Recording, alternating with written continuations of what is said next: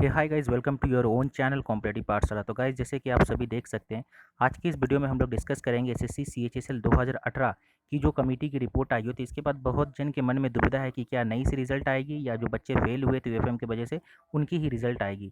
तो इस विषय में हम लोग डिस्कस करेंगे। इसके अलावा जो बच्चे का पेपर चेक होगा तो उसमें क्या ओल्ड यूएफएम रूल यूज़ होगी जो कि 2017 में यूज़ हुई थी सीएचएसएल में, या कि नई वाली जो रूल है उसमें क्या एग्जामेशन दी जाएगी, वो सारे बातें भी हम लोग इस वीडियो में करेंगे। गाइस, वीडियो में आगे बढ़ने से पहले बहुत ही एक इंपॉर्टेंट अपडेट मैं देना चाहता हूँ। आप सभी जानते हैं कि जैसे कि सीएचएसएल 2019 की एग्ज़ाम अक्टूबर महीने में और टाइपिंग टेस्ट भी लगभग अक्टूबर में होने की चांसेस है। तो दोस्तों, ये बात समझ लीजिए कि आप सभी जानते हैं कि प्रीवियस ईयर पेपर बहुत ही इंपॉर्टेंट होती है। तो अगर आप चाहते हैं कि एसएससी सीपीओ 2019 की जो भी एग्ज़ाम हुई है 8 शिफ्ट में, वो सारे ही 8 शिफ्ट का अगर आपको मैथमेटिक्स का सॉल्यूशन चाहिए, या सीजीएल 2019 प्री की जो भी एग्ज़ाम हुई है 18 शिफ्ट में, उन सारे ही 18 शिफ्ट की मैथमेटिक्स की सॉल्यूशन चाहिए, तो ये एक बुक है जो कि आपको पीडीएफ में प्रोवाइड की जाएगी। तो यहाँ पे आपको सारे ही शिफ्ट के सॉल्यूशन मिल जाएंगे डिटेल्स में। और इसके अलावा जिनकी टाइपिंग वो हिंदी या इंग्लिश में, ये टाइपिंग बुक भी ले सकते हैं। तो जैसे कि आप देख सकते हैं कि ये सारे किताब को अभी डिस्काउंट में दी जा रही है और इसका दाम केवल 21 रुपीज़ रखी गई है। अगर आप सीपीओ 2019 के लेते हैं, अगर आप सीजीएल 2019 के लेते हो तो इसकी भी केवल 21 रुपीज़ आपको लगेगी।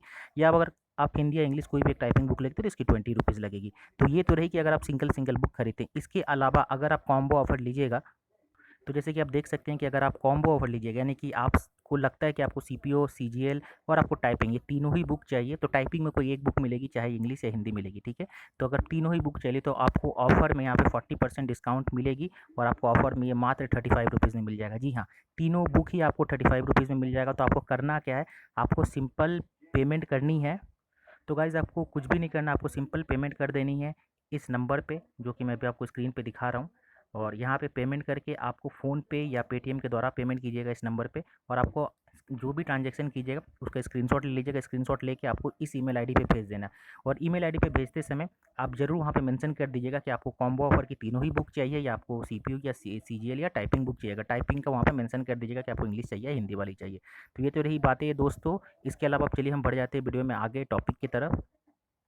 तो गाइस, जैसे आप सभी जानते हैं कि ये नोटिस दी गई थी, ठीक है। तो ये ऑलरेडी 5 अगस्त को नोटिस दे दी गई है। तो इस नोटिस को अगर आपने सही से पढ़ा होगा तो यहीं से आपको इस बात को क्लियर हो जाएगा कि पूरी रिजल्ट आएगी या सिर्फ और सिर्फ जो बच्चे यूएफएम के द्वारा फेल किए गए थे उनका ही रिजल्ट आएगा।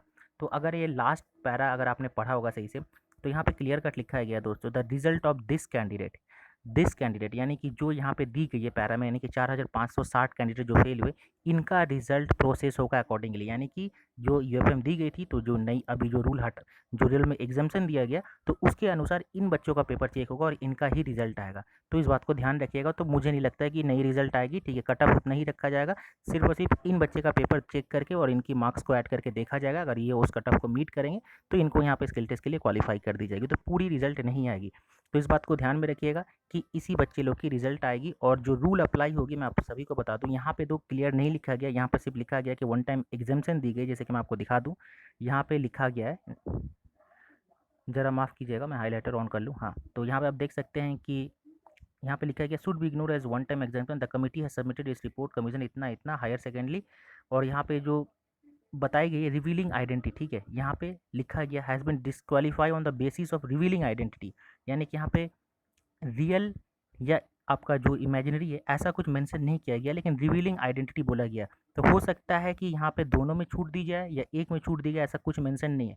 लेकिन यहाँ पे क्लियर लिखा गया रिवीलिंग आइडेंटिटी।